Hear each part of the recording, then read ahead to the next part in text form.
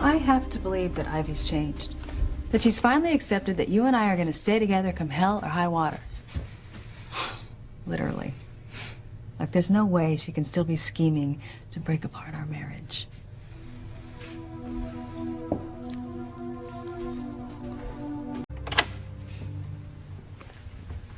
Are you sure we're not disturbing you? I know Eve said you needed to get some rest. No, I'm glad for the company. Oh, how sweet. Actually, it was all Grace's idea. Are you feeling any better at all? I wish I could say I was, but... I'm sorry you're in so much pain. You know, Ivy, if there's anything at all I can do to make you feel better, please let me know. Thank you. I'm sure I'll be fine. Well, you know, if you'd like some company sometime, I'd be happy to stop by. You know, it's been a while since you and I have had a real talk. Well, I'm sure that's my fault. All the things I've done to you. Well, yeah, actually, yeah, I was thinking that that's what we could talk about. Really? Yeah, I have a few things that I'd like to say to you. Like what? Like, you know that I blamed you when I lost the baby, and I said some terrible things to you. I wish I could take them back. But in lieu of that, all I can do is apologize. I'm so sorry, Ivy. Can you ever forgive me?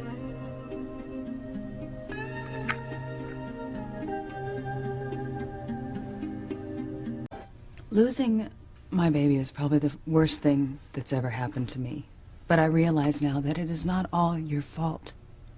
I was wrong to lash out at you and curse you like I did. But I was in terrible pain. I didn't know what I was doing, but it was still wrong, nonetheless. Grace, and, you know, the thing that has helped me the most, that has really helped lessen my pain, is meeting John. The son I never knew I had. And he's not going to replace the baby that I lost, but he is the answer to some of my prayers. He's helping to put the worst night of my life behind me for once and for all. How does it feel, huh, Ivy? Or are you too heartless to even feel?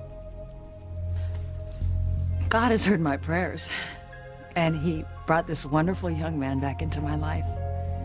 And all the petty anger and resentment that I felt towards you, it doesn't mean anything now that I have John.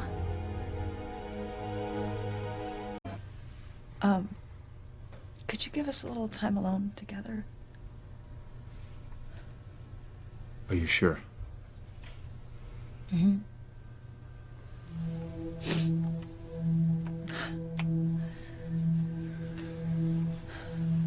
Feel better soon, Ivy. Don't you dare hurt her any more than you already have, Ivy. Don't you dare. I left messages for the girls. I think they must have their cell phones turned off. Honey? Are you okay? Oh, no, I was just thinking about Hey, where's Grace?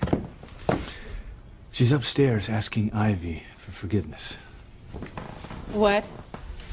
She seems to think that she owes Ivy an apology for cursing her out a while back. But if you ask me, Ivy deserves that and more for all the pain she's caused. Well, leave it to Grace to try and be an absolute saint to the queen of mean. Well, maybe some of her goodness will rub off on Ivy. I doubt it. But as long as she stops causing problems for me and Grace... What if she hasn't? What if Ivy is more than hell-bent on trying to split you and Grace apart? It won't work. Grace and I are keen to Ivy's tricks. What about David? What if he were never Grace's husband at all? All I'm saying is, what if Ivy hired David to pose as Grace's husband? And John isn't their son. Honey, I know you hate and despise the Cranes, but this is going too far. Sweetheart, I don't think so. I was suspicious of David when he first arrived in Harmony. But I had a story check with the records in Hartford. They have a marriage license. Can't records be fixed? Of course they can. But it would take someone with connections. Someone with power, money. And who has all of that lined straight up, Sammy? Ivy Crane. This is exactly something Ivy can and would do. Bye-bye, Ivy. I've got you this time.